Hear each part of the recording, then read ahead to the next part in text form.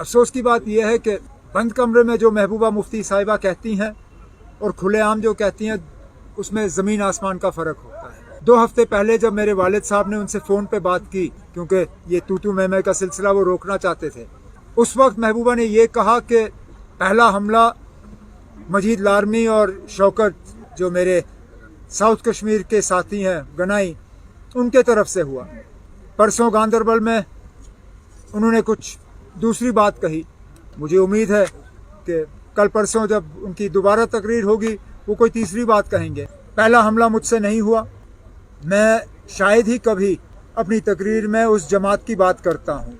हाँ, इतना मैं ज़रूर कहता हूँ और ये कहने में मुझे कोई हिचकिचाहट नहीं है कि मुझे अफसोस इस बात का है कि 2009 में जब हमने बीजेपी को रोकने के लिए पीडीपी के साथ दोस्ती का हाथ आगे बढ़ाया था, उस वक्त हमारे हाथ को ठुकराया गया, उस दोस्ती को कबूल नहीं किया गया और उसका खमियाजा हम आज भुगत रहे हैं। अगर यही वार है तो ठीक है ना, मैं क्या कह सकता हूँ। जब हमारे खिलाफ बातें होती हैं तो क्या हम खामोश रहें?